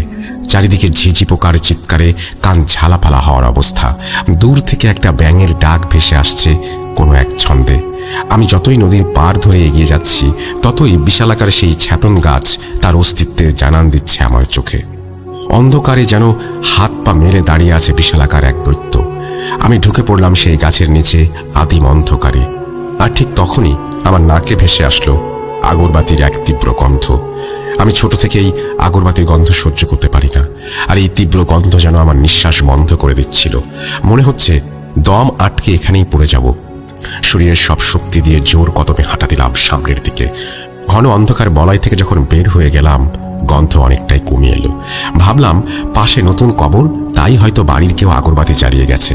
কিন্তু তখনই বেশ অদ্ভুত একটা ব্যাপার খেয়াল করলাম। কান ঝালাপালা করা সেই ঝিঝি পোকার ডাক আর নেই। এত নীরব হয়ে গেছে যে নিজের হাঁটার শব্দ শুনতে পাচ্ছি আমি। এক মুহূর্তে এমন পরিবর্তন, বুকের মাঝে ধুক করে উঠল আমার। আবার জোরে হাঁটা দেব ঠিক এই সময়ে আমি অনুভব করলাম আমার পেছনে কেউ হেঁটে আসছে, কিন্তু পেছনে তাকানোর সাহস আমার নেই। এরপরে মনে হলো না, একজন না, কয়েকজন হেঁটে আসছে আমার পেছনে। এরপর ভাবলাম হয়তো আমাদের গ্রামের ওদিক থেকে কেউ বাজারে যাচ্ছে। মনের মাঝে একটা শক্তি অনুভব করলাম। পেছন ফিরে তাকালাম, কিন্তু পেছন তাকানো মাত্রই এমন এক দৃশ্য আমি দেখলাম যা মনে হয়ে উঠলে আমার আজও শরীর শিউরে ওঠে। দেখলাম একটা লাশ বহন করা কাঠের খাটিয়া কাঁধে নিয়ে 4 জন লোক এগিয়ে আসছে আমার পিছু পিছু। আর সন্ধ্যার আবছা অন্ধকারে খাটিয়ার ভেতরে চকচক করে উঠছে সাদা কাফনে মোড়ানো একটা লাশ। আমার শরীর দিয়ে যেন একটা ভয়ের ঠান্ডা স্রোত বয়ে গেল। এই সময়ে এখানে এইভাবে কোথা থেকে লাশ নিয়ে যাচ্ছে? অনেকগুলো প্রশ্ন এসে ভিড় জমালো আমার মনে। আমাদের গ্রামে বা আমাদের গ্রামের আশেপাশে যদি কেউ মারা যায়, তাহলে তো আমি অবশ্যই জানবো। আর এই সন্ধ্যায় যদি তাকে কবরও দেয়া হয়, তো সাথে আরো লোকজন আর লাইট থাকার কথা। আর আমি যখন মল্লে ভিটা দিয়ে আসলাম, তখন তো কাউকেই দেখলাম না সেখানে, বা কোনো নতুন কবর খোঁড়াও দেখলাম না। আবার বাঁশের খাড়ালও কাটা নেই। এসব ভাবতেই দেখি তারা লাশ নিয়ে চলে এসেছে আমার অনেক কাছে। এমন অবস্থা যে আমি যদি রাস্তার পাশে না যাই, তবে তারা আমার ওপর দিয়ে লাশ সহ খাটিয়ে নিয়ে যাবে। আমি তাড়াতাড়ি করে রাস্তার একপাশে সরে গেলাম। এখন তাদের সাথে আমি পাশাপাশি হাঁটছি। এই লোক 4 জনকে আমি আগে কোনোদিন কোথাও দেখিনি। আর তাদের দিকে ভালো করে তাকিয়ে দেখলাম, কিন্তু তাদের চেহারা বোঝা যাচ্ছিল না। কেমন যেন একটা ঘোলাটে ভাব তাদের চেহারায়। তার সামনে তাকিয়ে এক তালে হেঁটে যাচ্ছে, এমন একটা ভাব যেন আমাকে কেউ খেয়াল করেনি, আবার কেউ আমার দিকে তাকায়নি পর্যন্ত একটিবার। কারোর মুখে কোনো কথা নেই। রোবটের মতো যেন এক দৃষ্টিতে সামনে তাকিয়ে কারো আদেশ পালন করে যাচ্ছে তারা। সেই গুমোট একটা নিস্তব্ধতা এখনো ঘিরে আছে আমাদের চারপাশে। সকল নীরবতা ভেঙে আমি একজনকে উদ্দেশ্য করে প্রশ্ন করলাম, আঙ্কেল, কে মারা গেছেন? কারো কোনো কথা নেই, এমনকি কেউ তাকালো না পর্যন্ত আমার দিকে। তারা লাশ নিয়ে এগিয়ে গেল সামনে। আমি তখন তাদের পেছনে পেছনে হাঁটছিলাম।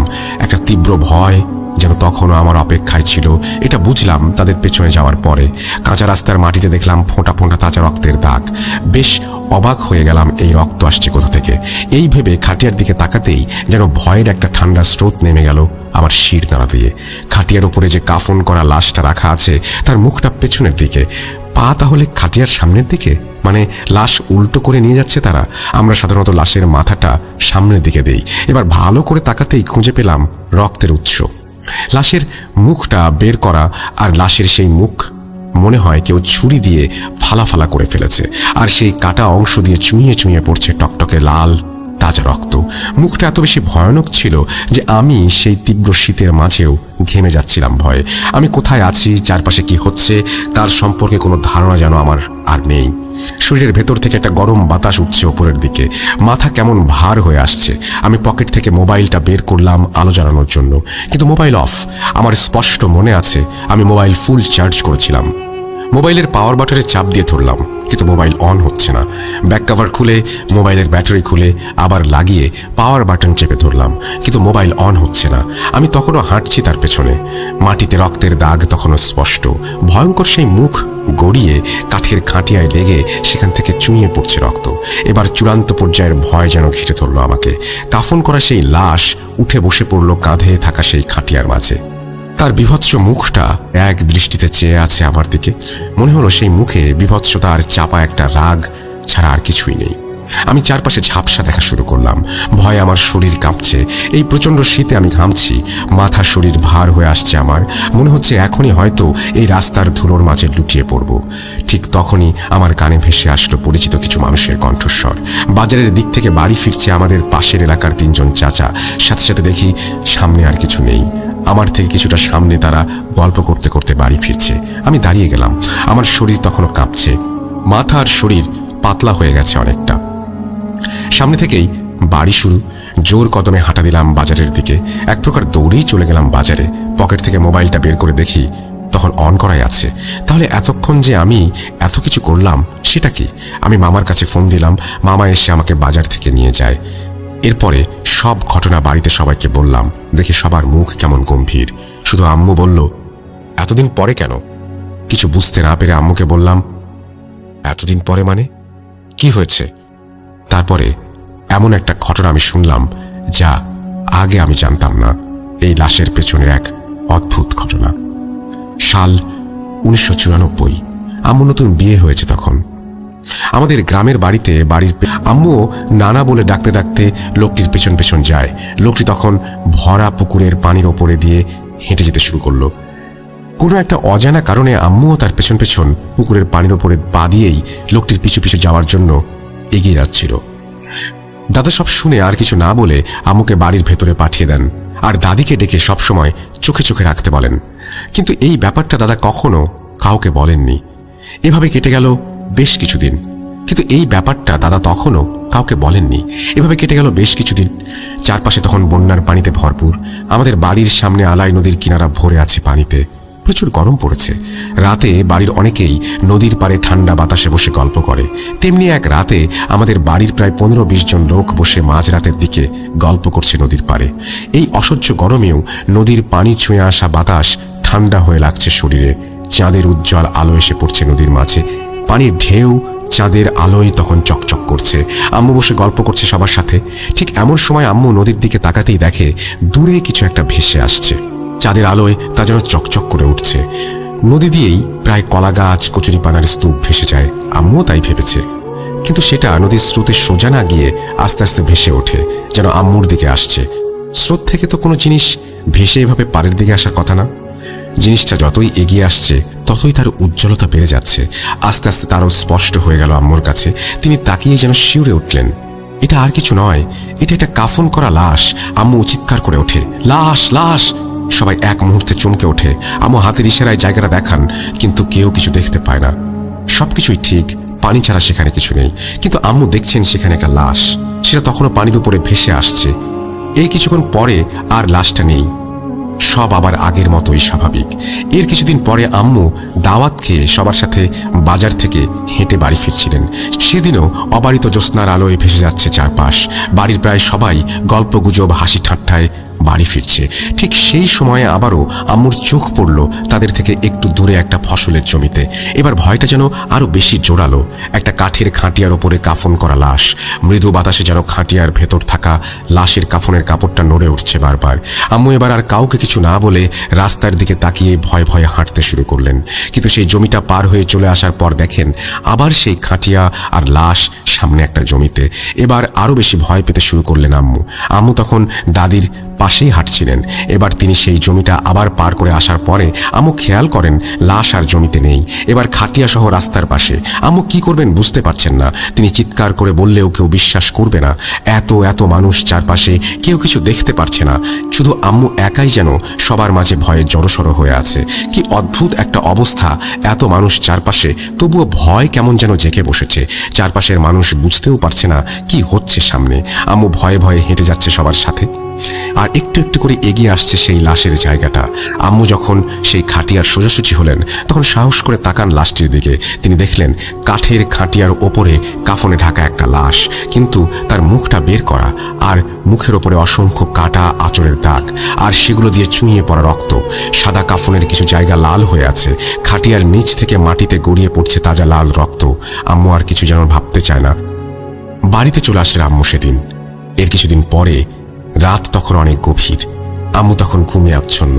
আব্বু ঘুমের কোলে ঢলে পড়বেন হয়তো। আব্বুর কানে ভেসে আসছে দূর থেকে একটা হুতুম প্যাঁচার ডাক। রাতে কি ভয়ঙ্কর সেই ডাক! শুনলেই যেন মনে হয় খুব খারাপ কিছু ঘটতে চলেছে বাইরের ঘন কালো অন্ধকারের মাঝে। এর মাঝেই পাশের বাড়ির আমার এক বড় আব্বু উঠেছেন। তিনি ঘর থেকে বাইরে বের হয়ে বাড়ির পেছনে বাথরুমের দিকে যাচ্ছেন। হঠাৎ তার চোখ গেল আমাদের ঘরের ওপরে থাকা পুরনো একটা আম গাছের দিকে। পাখির মতো বিশাল একটা কিছু উড়ে এসে পড়ল গাছের ডালে। বড় বাদুড় ভেবে ব্যাপারটা পাত্তা দিলেন না তিনি। এরপরেই দেখলেন বিশাল একটা অবয়ব দাঁড়িয়ে আছে। অবয়বটা এত বিশাল যে তিনি তার মাথাও দেখতে পাচ্ছেন না ঠিক করে। এই অবয়বের এক পাশে আম গাছের মগডালে, আরেক পা আমাদের চালের ওপরে। প্রচুর ভয়ে যেন জমে শক্ত হয়ে যান বড় আব্বু। মুখ দিয়ে তার কোনো কথাই বের হচ্ছিল না। শরীরের সমস্ত শক্তি দিয়ে দৌড় দেন তিনি ঘরের দিকে। এক দৌড়ে ঘরে ঢুকে হাঁপাতে হাঁপাতে দরজা লাগিয়ে দেন তিনি। আম্মু ঘুমের মাঝেই মাথায় প্রচণ্ড একটা ব্যথা নিয়ে জেগে ওঠেন। খেয়াল করেন কেউ একজন তার চুলের ওপরে পা দিয়ে পাড়া দিচ্ছে, আর এজন্য চুলের টান পড়ায় মাথায় প্রচণ্ড যন্ত্রণা হচ্ছে। অন্ধকারে আবছা রুমে বাহিরে থেকে আসা হালকা আলোতে আম্মু দেখতে পায় একটা বিশাল লম্বা কেউ পা দিয়ে আম্মুর চুলের ওপরে দাঁড়িয়ে আছে, কিন্তু তার মাথা দেখা যাচ্ছে না। আম্মু চিৎকার করতে চাচ্ছেন প্রাণপণে, কিন্তু কিছুতেই যেন গলা দিয়ে কোনো আওয়াজ বের হচ্ছে না। এরপরে আম্মুর আর কিছু মনে নেই। চারপাশের নীরবতা ভেঙে ভেসে আসে আব্বুর চিৎকার। আমার দাদা আর বড় আব্বু উঠে আব্বুকে ডাকতে শুরু করেন, কিন্তু আব্বুর কোনো কথা নেই। দাদা আর বড় আব্বু আমাদের ঘরের সামনে দরজা এসে ধাক্কাতে শুরু করেন। আব্বু দরজা খুলে দেন। দেখেন আব্বু আম্মুকে শক্ত করে ধরে আছে, আর আম্মু ছাড়া পাবার জন্য ছটফট করছেন। দাদা এগিয়ে যেতেই আম্মু দাদার দিকে তাকিয়ে দাদার নাম ধরে বলে, আমি একে নিয়ে যাব, তোরা কেউ আটকাতে পারবি না আমাকে, ওকে তোরা ছেড়ে দে। বারবার এই কথা বলেই যাচ্ছে আম্মু। পরে দাদা একটা গ্লাসে কিছু পানি নিয়ে দোয়া পড়ে তা আম্মুর শরীরে ছিটিয়ে দিতেই আম্মু জ্ঞান হারিয়ে ফেলেন আর গভীর এক ঘুমে তলিয়ে যান। পরে দাদা সেদিনের কথাটা সবাইকে বলেন। এর পরের দিন বিকেলবেলা আম্মুর ওপরে এক জিনকে ডাকেন আমাদের পাশের গ্রামের এক মসজিদের ইমাম। মাটিতে একটা গোল দাগ দিয়ে আম্মুর ওপরে কিছু পানি ছিটিয়ে দিতেই হাজির হয় রাতের সেই জিন। তার কাছে থেকে জানা যায় সেই ছোটবেলা থেকে আম্মুকে নাকি দেখে রাখে সে, আর সে আম্মুকে নিয়ে যেতে চায়। এরপরে তার সাথে বেশ অনেক কথা হয়, সে কোনোভাবেই ছেড়ে যাবে না। পরে দাদা তাকে বলেন, আপনি যেহেতু বৌমার নানার রূপ ধরে এসেছেন, আপনি তার নানা হয়েই থাকেন, নাতির ক্ষতি করা বা কষ্ট দেওয়ার দরকার কি? তখন কিছুটা মানেন তিনি, আর কখনো সামনে আসবেন না বা ডিস্টার্ব করবেন না বলেও জানিয়ে দেন। আমাদের পরিবারের প্রায় সবাই ছিল সেখানে। আমাদের বাড়ির আঙিনায় একটা বিশাল পেয়ারা গাছ ছিল। সেই জিন চলে যাবার সময় আমার দাদি বলে, তুমি যে যাবা তার প্রমাণ কি? তখন তিনি বলেন, পেয়ারা গাছের নিচ থেকে সবাই সরে দাঁড়ান। সবাই সরে গেলে বড় একটা ডাল ভেঙে ফেলে দিয়ে চলে যায় সেই জিন। এরপরে আজ পর্যন্ত আম্মু আর কিছু দেখেননি, বা আমাদেরও আর কোনো সমস্যা হয়নি আল্লাহর রহমতে। ঘটনা শুনতে শুনতে আমি প্রায় স্তব্ধ হয়ে গিয়েছিলাম। আমার জন্মের কয়েক বছর আগে ঘটে যাওয়া এক ভয়ঙ্কর ঘটনা, যা আমি কখনোই জানতাম না। তবে আমার বর্ণনার সাথে আম্মুর ঘটনা মিলিয়ে সবাই মিলে যা বুঝলাম তা হলো, আমি যে ব্যাপারটা দেখেছি এটা আম্মুকে ছেড়ে যাওয়া সেই জিন। কিন্তু প্রশ্ন হলো, এতগুলো বছর পরে আমার সামনে এভাবে সে কেন আসলো? সে যাই হোক, বাড়ির সবার চিন্তার বিষয় হয়ে দাঁড়ালো এই ব্যাপারটা। ফলে সন্ধ্যার পরে থেকে একা আমার বাড়ির বাইরে বের হওয়া বন্ধ হয়ে গেল। জীবনটা কেমন আটকে গেল একটা গোলক ধাঁধায়। এরপরে আমি একা একা বাড়ির বাইরে তেমন বের হতাম না সন্ধ্যার পরে। এভাবে প্রায় 15-20 দিন কেটে গেল। এমনি এক রাতে আমার ফুফাতো ভাইয়ের বিয়ে। আমার ফুপুর বাড়ি আমার নানির বাড়ির পাশেই। বাড়ির সবাই তখন বিয়ে বাড়িতে। আমি, আমার এক মামাতো ভাই ফুয়াদ আর খালাতো ভাই অনিক, এই তিনজন তখন নানির বাড়িতে। রাত প্রায় 9টার দিকে আমার খালাতো ভাই বলল, চল বাজার থেকে চা খেয়ে আসি। এত রাতে বাজারে চা পাওয়া যাবে না এই শীতে, গ্রামে এমনিতেই সবকিছু রাত 10টার আগেই বন্ধ হয়ে যায়। তার মাঝে উত্তরবঙ্গে হাড় কাঁপানো শীত, কিন্তু অনিক ভাই কোনো মতেই এটা মানতে নারাজ। যা কিছুই হয়ে যাক না কেন, তাকে যেতেই হবে বাজারে। কি আর করার, কোনো উপায় না পেয়ে তিনজন বের হয়ে পড়লাম। বাইরে প্রচুর ঠান্ডা বাতাস, শীতের তীব্রতা যে এত বেশি তা বলার নাই। এদিকে কুয়াশা জমে ফাঁকা জায়গা আর মাঠগুলো কেমন সাদা আবছা হয়ে গেছে। টর্চ লাইটের আলোতে রাস্তার পাশের গাছগুলো দেখা গেলেও মাঠের মাঝে সব যেন সাদা হয়ে গেছে। তিনজনে প্রায় মিনিট 15 হেঁটে বাজারে পৌঁছে গেলাম। বাজারে দুটো দোকান তার বন্ধের প্রস্তুতি নিচ্ছে, আর সব দোকান বন্ধ। 3 রাস্তার মাথায় দুটো কুকুর কুণ্ডলি পাকিয়ে শুয়ে আছে এক ভাঙা টিনের চালার নিচে। বাজারের এক পাশে একটা বড় দোকানের বারান্দায় সিকিউরিটি গার্ড মশারি ফেলে বিছানা পাচ্ছেন। আশাহত হয়ে আবার তিনজন মিলে বাড়ির দিকে হাঁটা দিলাম। ফুয়াদ আমাদের সবার ছোট ছিল, ও ছিল আমাদের মাঝে আমি আর অনেক ভাইয়ের দুই পাশে। এভাবে আমরা হেঁটে আসছি বাজার থেকে, অনেক গল্প হাসিতে পুরো রাস্তা মাতিয়ে আসছিলাম আমরা। পাকা রাস্তা থেকে এসে একটা মোড় মাটির রাস্তায় নেমে গেছে। মাটির রাস্তা দিয়ে নিচে নামতেই সামনে বিশাল একটা জঙ্গল পড়ে। এলাকা এটা আন্ধারে ভিটা বলে পরিচিত। এখানে এত বেশি বাঁশ আর অন্যান্য গাছ দিনের বেলাতেও বেশ অন্ধকার একটা ভাব থাকতো। আমরা যখন বাঁশ ঝাড়ের মাঝে ঢুকলাম, ঠান্ডাটা যেন আর এক দফা বেড়ে গেল। ঝিঝি পোকার চিৎকারে ভরে আছে চারপাশ। আমরা যখন ভিটাটা পার করে প্রায় 10 হাতের মতো এপাশে আসলাম, তখন ফুয়াদ আমাকে চমকে দিয়ে বলে উঠল, ভাইয়া, আমাদের পেছনে মনে হয় কেউ একজন আছে, সে বাজার থেকে আমাদের ফলো করছে। আমি বা অনেক ভাই কেউ ব্যাপারটা খেয়াল করিনি, কিন্তু ফুয়াদ নাকি বাজার থেকে দেখছে আমাদের একটু পিছনে। অন্য গ্রামের লোক হবে ভেবে সে আর পাত্তা দেয়নি ব্যাপারটা, কিন্তু যখন আমাদের সাথে একই রাস্তায় নেমে আসে, তার মানে পরিচিত কেউ হবে। ফুয়াদের কথা শুনেই অনেক ভাই পেছনে ফিরে লাইটের আলো ফেললেন। বাঁশঝাড়ের ঘন অন্ধকার আর কুয়াশার জন্য খুব স্পষ্ট বোঝা না গেলেও আমরা দেখলাম কালো চাদর দিয়ে পুরো শরীর ঢাকা, শুধু মুখটা বের করা, কিন্তু চেহারা বোঝা যাচ্ছে না এমন একটা লোক দাঁড়িয়ে। আর তার পাশেই আবছা দেখা গেল একটা কালো কুকুর। কুকুরের চোখ দুটোই বেশ ভালোভাবে বোঝা যাচ্ছিল হলুদ কালারের আগুনের মতো। আমি চিৎকার করে বললাম, কে আপনি? কোনো কথা নেই, তিনিও থেমে আছেন। আমরা তিনজন তখন ভাবলাম যে চোর নাকি। পরিচিত হলে তো থামবে না, এগিয়ে আসবে, কথা বলবে। আমি তার দিকে হাঁটা দিতেই তিনি বাঁশঝাড়ের মাঝে দিয়ে সামনের কবরস্থানের দিকে হাঁটা দিলেন। আমিও এগিয়ে যেতে থাকলাম তার দিকে। ফুয়াদ আর অনেক ভাইয়াকে বললাম সামনে ঘুরে আসতে। আমি পেছন দিয়ে বাঁশঝাড়ের মাঝে হাঁটার রাস্তায় দিলাম এক দৌড়। সামনে এই কচুরিপাড়া ভর্তি একটা ডোবা আছে। আমি যে দাঁড়ালাম ডোবার পারে, অনেক ভাই আর ফুয়াদ ডোবার অপর পারে। কিন্তু মানুষ আর কুকুর উধাও, এক নিমেষে যেন কুয়াশার মাঝে উবে গেছে। এখানে দিনে পার হয়ে যাওয়া কোনো রাস্তা নেই ডোবার পার ছাড়া। বেশ অবাক হয়ে গেলাম। অনেক ভাই ভয়ে ভয়ে বলল, রাস্তাটা খারাপ, অনেক কিছু শুনেছে এই জায়গা নিয়ে। আবার এভাবে একজন মানুষ আর কুকুর উধাও হয়ে তো যেতে পারে না, তাড়াতাড়ি চলো এখান থেকে। আর এক মুহূর্ত না, আমরা তিনজন চলে আসলাম। ঘটনার উত্তেজনায় আমরা সেই শীতেও যেন ঘামছিলাম তখন। বাড়িতে আসার পরে ব্যাপারটা চেপে গেলাম আমরা। এমনি আমার বাইরে বের হওয়া নিষেধ, তার মাঝে যদি আবার এই ঘটনা শুনে তো আর বের হওয়া বন্ধ হয়ে যাবে কয়েক মাস। এরপর থেকে আর তেমন কোনো কিছুই দেখিনি আমি। তার কিছু মাস পরে আমি আমার এক ফুফাতো ভাইয়ের সাথে মোটরসাইকেলে করে এক আত্মীয়র বাড়িতে যাই। আমাদের এলাকা থেকে প্রায় 40 কিলোমিটার দূরে। রাতের খাওয়া শেষ করেছি আর চারিদিক অন্ধকার আরো জেগে বসেছে। পশ্চিম আকাশে কালো মেঘ ভেসে আসলো। দূর থেকে ভেসে আসতে লাগলো মেঘের গর্জন। চারিদিক একদম নিস্তব্ধ, বাতাসও যেন থেমে গেছে। হঠাৎ গুমোট পরিবেশ কাটিয়ে ছুটে আসলো দমকা হাওয়া। আমরা ঘরের দরজা বন্ধ করে বসে আছি। চারিদিকে গাছের ডালপালা ভেঙে পড়ার শব্দ। মনে হলো এক প্রকাণ্ড ঝড় শুরু হয়েছে বাইরে। প্রায় 40 মিনিট বাতাস আর বৃষ্টি চলে গেলে থেমে গেল। চারপাশ যেন আবার নিস্তব্ধ হয়ে গেল। মানুষেরা সব ঘর থেকে বেরিয়ে আসছে একে একে। আমরাও বাইক নিয়ে বাড়ির উদ্দেশ্যে বের হলাম। পাকা রাস্তায় ওঠার পরে দেখি গাছের ডাল আর রাস্তার পাশে কলা গাছ ভেঙে পড়ে আছে ওপরে। আমরা বাইক থামিয়ে গাছ সরিয়ে আবার আসছি। ঠিক এই সময়ে ফুফাতো ভাই বেশ অবাক করা কণ্ঠে আমাকে বলল, রাস্তার পাশে দেখ, একটা লোক আর কুকুর।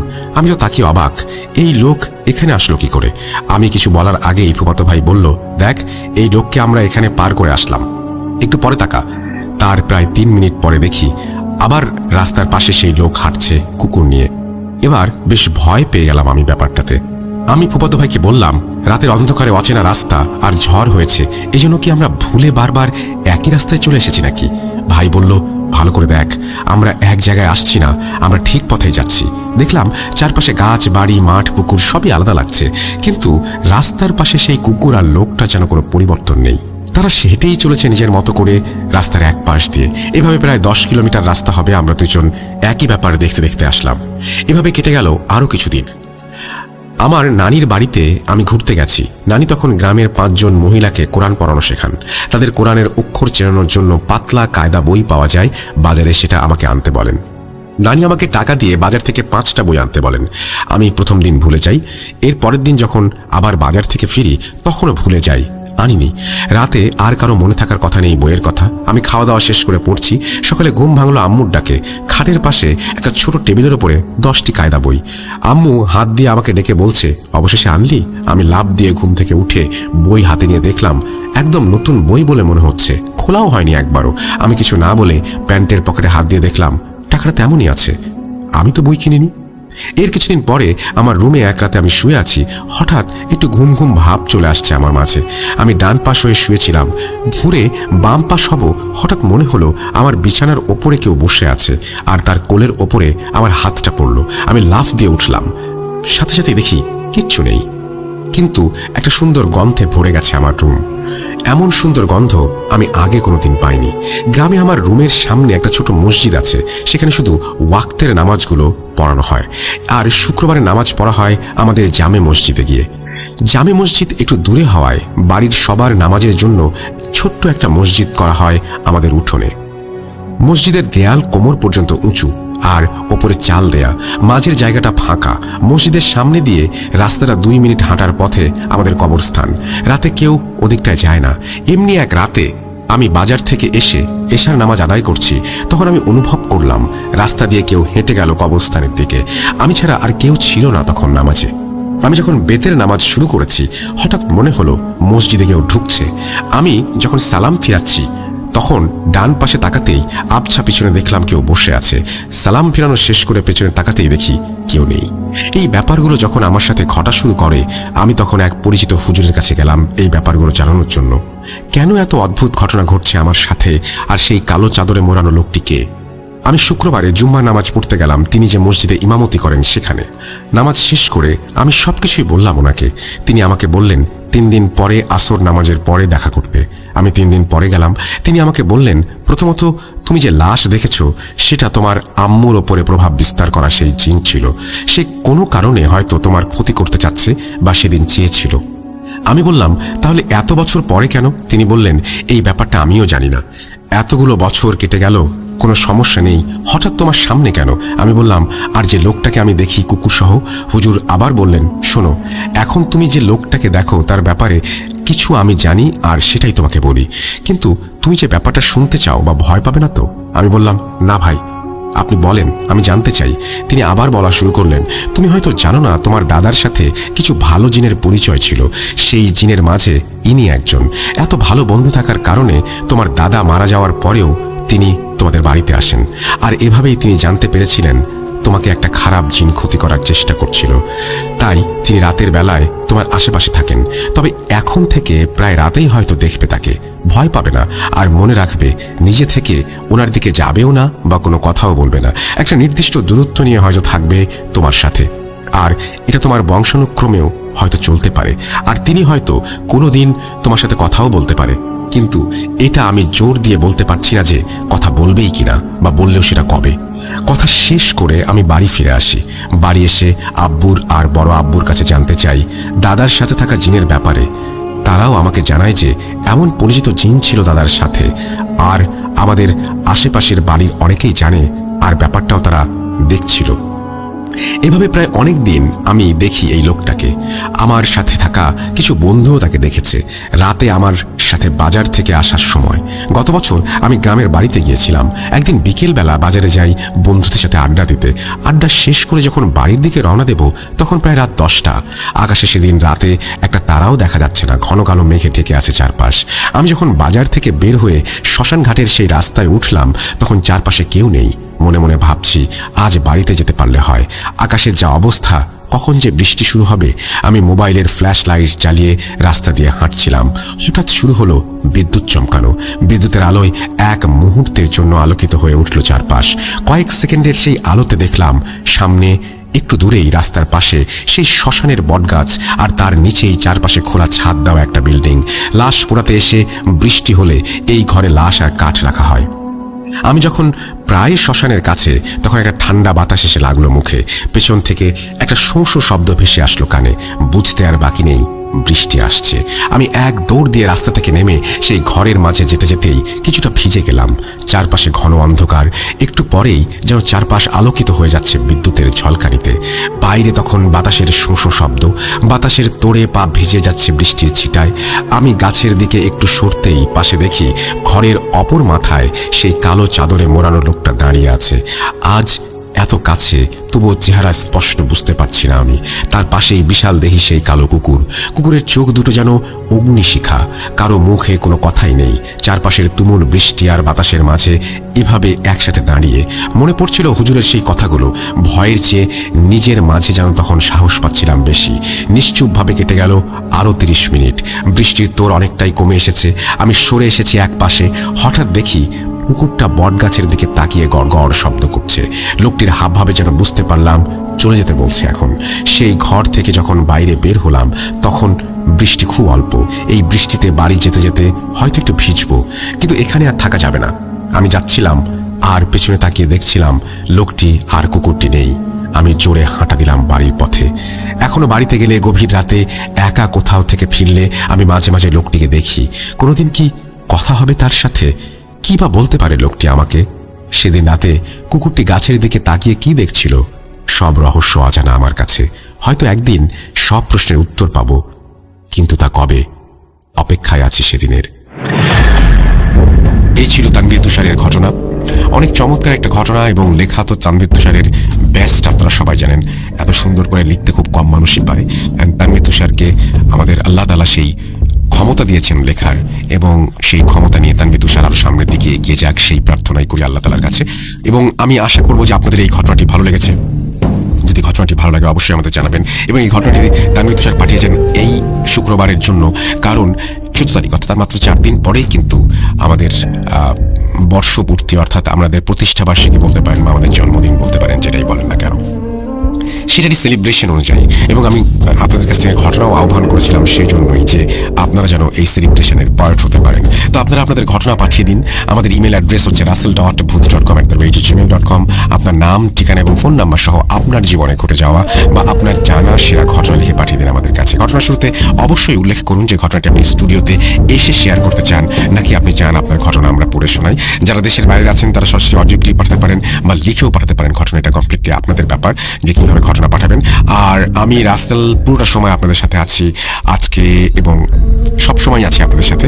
আপনারা এখনো সময় আছে, আমরা আরেকটি স্পেশাল এপিসোড করতে চাই 17 তারিখে। সেই স্পেশাল এপিসোডে আপনাদের আমন্ত্রণ জানাই এবং আপনাদেরকে ঘটনা পাঠানোর জন্য স্টোরি পাঠানোর আহ্বান জানাই। আশা করব আপনারা ঘটনা পাঠাবেন। আমরা চলে যাব আমাদের পরবর্তী ঘটনায়।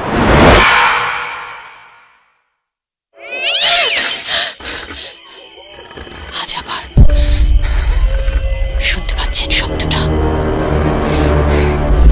ভয়ের আরেক নাম ভূত.com with Russell.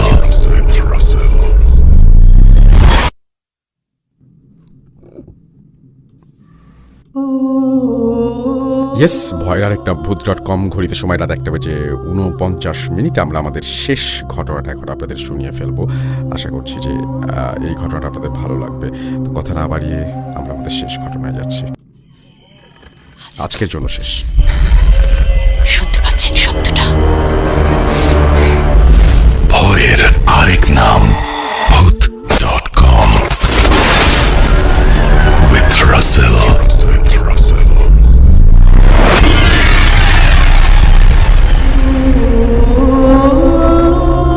আসসালামু আলাইকুম রাসেল ভাই, কেমন আছেন? আশা করি ভালো আছেন। আপনি সবসময় ভালো দলের সাথেই থাকেন। আমার বাড়ি লক্ষ্মীপুর জেলার রামগঞ্জ উপজেলার কোনো এক গ্রামে। সম্ভবত কারণে আমি আমার নামটি বলতে পারছি না। আমি আশা করি ভূত.com এর আগে এমন কোনো ঘটনা আমরা শুনি নাই। আশা করি লিসেনারদের এই ঘটনায় শুনে অনেক ভালো লাগবে। ঘটনা শুরু করার আগে আমার 2টি রিকোয়েস্ট থাকবে আপনার কাছে। রিকোয়েস্টগুলো আপনি রাখলেও আপনার ইচ্ছা, না রাখলেও আপনার একান্ত ব্যক্তিগত ব্যাপার।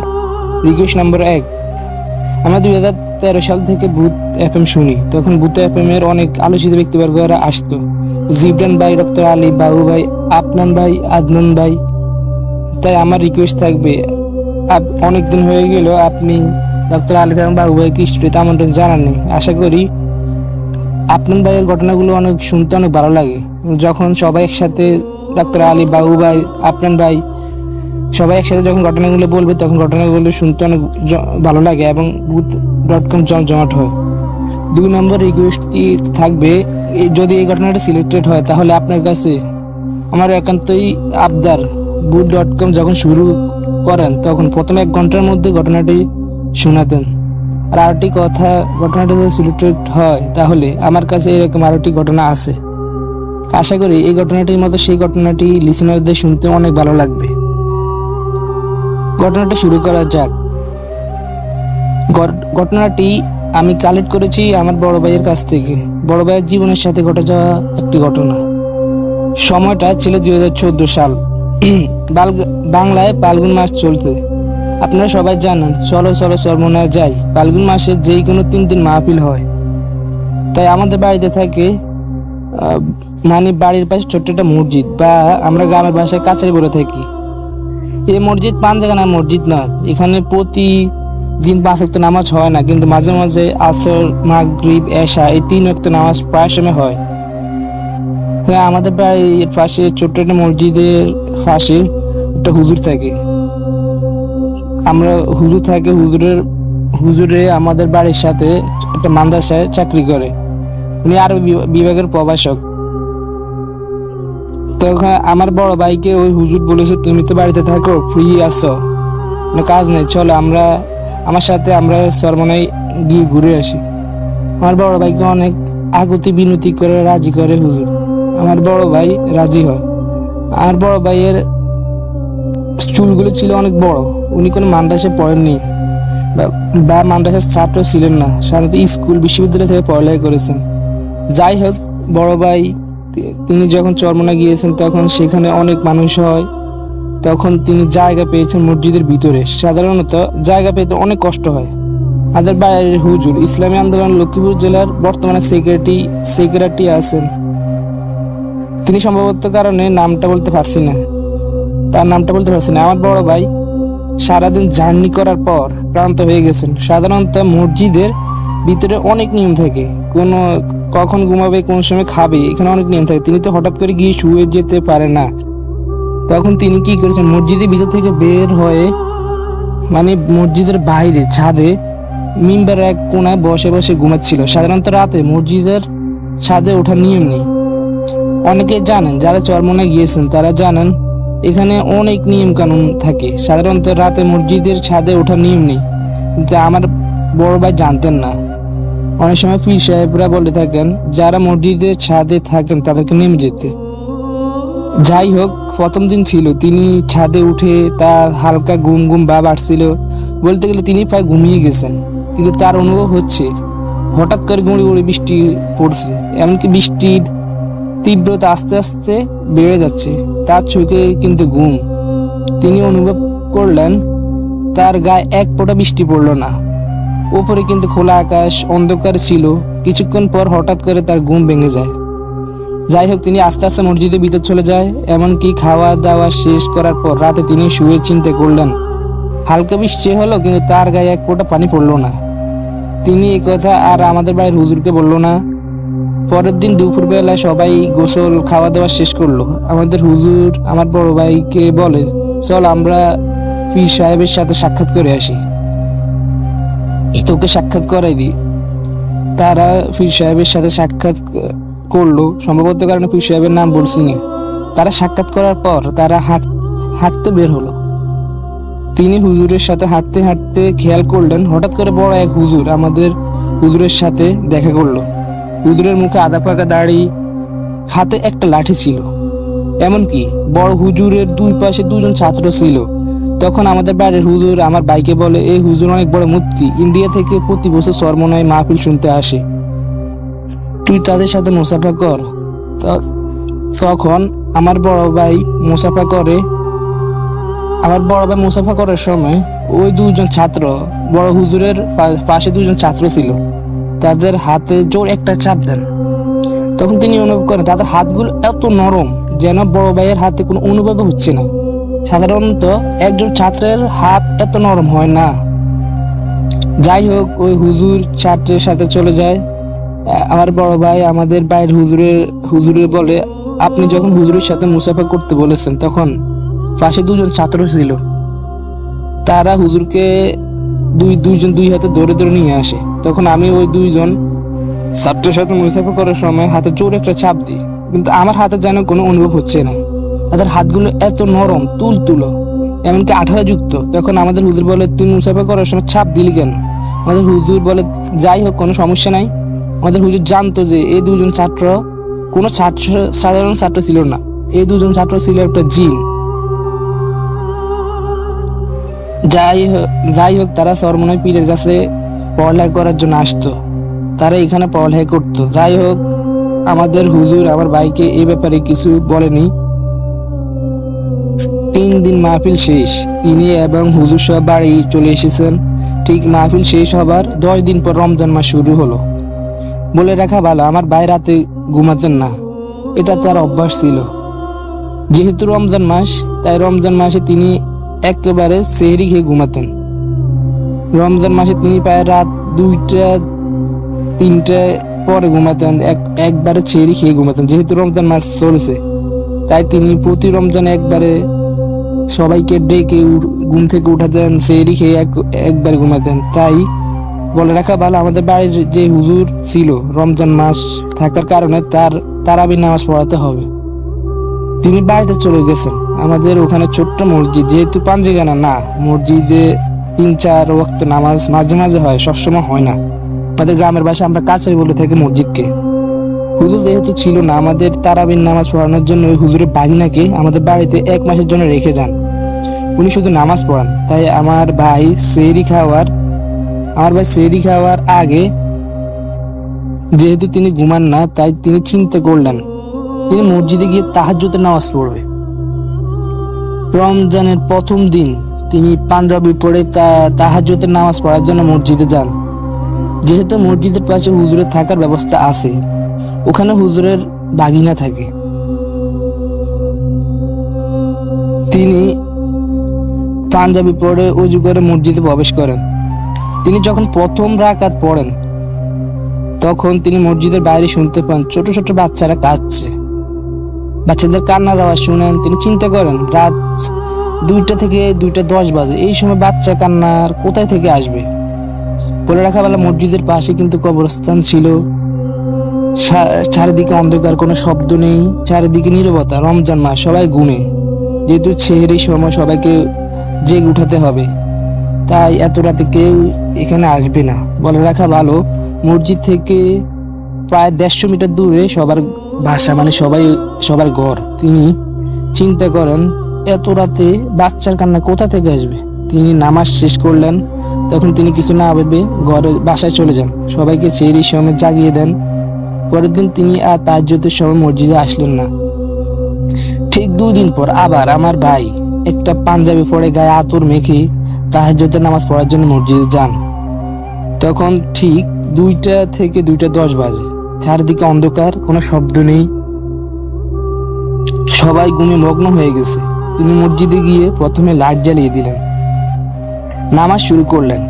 ঠিক প্রথম রাকাত শুরু করার সময় রুকুতে যাওয়ার পর তিনি অনুভব করেন মসজিদের লাইটটি ছিল, সেই লাইটটি একবার জ্বলছে, একবার নিভেছে। কিন্তু তিনি কিছু না ভেবে সিজদায় চলে যান। দ্বিতীয় রাকাতের সময় তিনি অনুভব করেন তার চারপাশে কে যেন হাঁটছে। সাধারণত মসজিদের টাইলস করা থাকে। তিনি অনুভব করেন টাইলসে কেউ যদি খালি পায়ে হাঁটে, তখন যেমন শব্দ শোনা যায়, ফিস ফিস ফিস ফিস শব্দ, সেই রকম একটা শব্দ হচ্ছে। বলে রাখা ভালো, মসজিদে যখন ভাই নামাজ পড়তে ঢুকেন, সে যেখানে পড়বেন সে বরাবরে মসজিদের দরজা ছিল। তিনি নামাজ যখন শেষ হয় বাস সালাম ফিরানোর সময় তিনি দেখেন মসজিদের দরজা দৌড়ে 7 থেকে 8টা মাদ্রাসার ছোট ছোট ছাত্র দাঁড়িয়ে আছে। তাদের মাথায় পাগড়ি পড়া। রাসেল ভাই, আপনি একটা কিছু চিন্তা করেন, আপনি কোথায় যদি রাত ঠিক তখন 2টা কিংবা 2:10 বাজে, আপনি একা একা মসজিদে নামাজ পড়েন, মসজিদের ভিতরে কেউ নেই, চারিদিকে কোনো শব্দ নেই, সব দিকে অন্ধকার। তখন হঠাৎ করে আপনার সাথে 7 থেকে 8টা বাচ্চা দাঁড়িয়ে আছে, অথবা আপনার সামনে 7 থেকে 8টা বাচ্চা দাঁড়িয়ে থাকলে আপনার অবস্থা কেমন হবে আপনি একবার চিন্তা করে দেখবেন। যাই হোক, আমার ভাই ভয় পেয়ে গেল। সাধারণত একজন মানুষের এই সময় ভয় পাওয়ার কথা। তিনি আয়াতুল কুরসি পড়ে গা বন্ধ করে নিলেন। তিনি একবার চিন্তা করলেন, এরা যদি আমার কোনো ক্ষতি করে বসে, সেজন্য তিনি আয়াতুল কুরসি পড়ে গা বন্ধ করে নিলেন। তিনি জোরে জোরে হুজুরের বাগিনাকে ডাকে, যেহেতু মসজিদের পাশে হুজুরের বাগিনা তার রুমে ঘুমাচ্ছিল।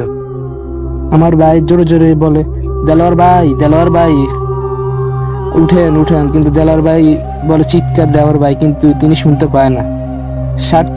7 থেকে 8টা ছাত্র কিছু বলে না, তারা আমার ভাইয়ের মুখের দিকে চেয়ে রয়েছে। তখন আমার ভাই বলল, তোমরা আমার কাছে আসছো ভালো কথা, কিন্তু তোমরা আমার নামাজে ডিস্টার্ব করলে কেন? আমি যখন নামাজ পড়তেছি তখন তোমরা 2 থেকে 3 জন আমার নামাজের পাশে হাঁটাহাঁটি করছো। তিনি আসলে ভয় পেয়ে যান। তিনি ছাত্রদের সামনে গালাগালি করে, তখন ছাত্ররা চলে যায়। তিনিও পরে ঘরে চলে যান। পরের দিন আমার ভাই হুজুরকে ফোন দেন, সবগুলি ঘটনা বলেন, এমনকি হুজুরের বাগিনাকে সবকিছু বলেন। আমাদের হুজুরকে পীর সাহেব তখন কিছুক্ষণ পরে ফোন দিয়ে বলেন, আপনার একজন লোকের কাছে আমার ছাত্ররা পছন্দ করত, তার কাছে গিয়েছে। যখন আপনার ভাই মসজিদের ছাদে ঘুমাচ্ছিল, তখন আমার ছাত্ররা তার গায়ে পানি যেন না পড়ে সেই ব্যবস্থা করেছে। এমনকি আপনার ছাত্রের গায়ে যেন পানি না পড়ে, আপনার ভাইয়ের গায়ে যেন পানি না পড়ে, সেই জন্য তারা আপনার ভাইকে যথেষ্ট হেফাজত করেছে। এমনকি যখন আপনার ভাইয়ের কাছে আমার ওই ছাত্ররা যায়, তখন তিনি ওনাদেরকে খারাপ ভাষায় গালি দেন, তাই তারা চলে যায়। হুজুর পীর সাহেবকে বলেন, ওরা আসছে ভালো কথা, কিন্তু ওরা তার নামাজে ডিস্টার্ব করলো, তাই উনি এভাবে ওদের সাথে কথা বলেছে। তখন পীর সাহেব তার ছাত্রদেরকে বলেন, তোমরা নামাজে ডিস্টার্ব করলা কেন? তোমরা গিয়েছো ভালো কথা, বসতা, ওর সাথে সাক্ষাৎ করতে, কথা বলতে, তোমরা নামাজ ডিস্টার্ব করার কারণে ও তোমাদেরকে ফাড়ি দিয়েছে বা খারাপ ভাষায় গালাগালি করেছে। যাই হোক রাসেল ভাই, এখানে ঘটনাটি শেষ হলে পারত, কিন্তু তার 1 মাস পেরিয়ে গেল, ঘটনাটি এখানে শেষ হয়। কিন্তু তারপরে আর কিছু ঘটনা রয়ে গেছে তার সাথে। এভাবে 1 মাস পেরিয়ে গেল। হঠাৎ 1 মাস পর আবার একদিন ভাই তার নিজের ঘরে জানলা খুলে শুয়েছিল, বিদ্যুৎ ছিল না, তার ঘুম ভাব আসছিল। হঠাৎ করে আমার বড় ভাই অনুভব করেন তার গলার নিচ থেকে শুরু করে পেটের আগ পর্যন্ত কে যেন বাতাস করতেছে। ঠিক এভাবে 2 থেকে 3 দিন বাতাস করার পর তার আর সহ্য হয় না। তার মাথা চিন্তায় একটাই ঘুরপাক খায়, আমার সাথে কি ঘটতেছে, আমার সাথে কি অদ্ভুত কিছু ঘটতেছে নাকি? ওরা যদি আমার সাথে সম্পর্ক করে আমাকে নিয়ে যায় তাহলে তো সমস্যা। তখন আমার ভাই অন্য এক হুজুরের কাছে যান। সে হুজুর বলে, ওরা তোর সাথে সম্পর্ক করতে চায়, ওদের পছন্দ হয়েছে, তোকে পছন্দ হয়েছে, তোকে ওরা নিয়ে যেতে চায়, তোকে ভালো পথে নিয়ে যেতে চায়। কিন্তু আমার ভাই বলেন, আমার এত ভালো পথ লাগবে না। আমার ভাই আবার স্মোক করতো। তখন আমার ভাই হুজুরকে বলেন, আপনি যেমনি পারেন হুজুরদের সাথে কথা বলে আমার এই সমস্যার সমাধান করে দেন, ওরা যেন আমার কাছে আর না আসে। ওরা আমাকে কোথায় নিয়ে যায় আমি এগুলো চাই না। পরে ওই হুজুর পীর সাহেবদের সাথে কথা বলে, তখন ওরা আর আসে না, আমার ভাইকে আর ডিস্টার্ব করেন না। আসসালামু আলাইকুম রাসেল ভাই, ভালো থাকবেন। যদি ঘটনাটি সিলেক্টেড হয় তাহলে আমার কাছে এমন আরেকটি ঘটনা আছে, আমি আপনাকে পাঠাবো। আর বড় ভাইয়ের জীবনের সাথে ঘটে যাওয়া এমন একটি ঘটনা এটা। ভাই আমাকে শত রিকোয়েস্ট করার পর আমাকে বললো ঘটনাটি যেন না বলে, কিন্তু আমি আর সহ্য করতে পারলাম না, তাই আমি ঘটনাটি সিলেক্টেড করে আপনার কাছে পাঠাচ্ছি। আসসালামু আলাইকুম রাসেল ভাই, ভালো থাকবেন।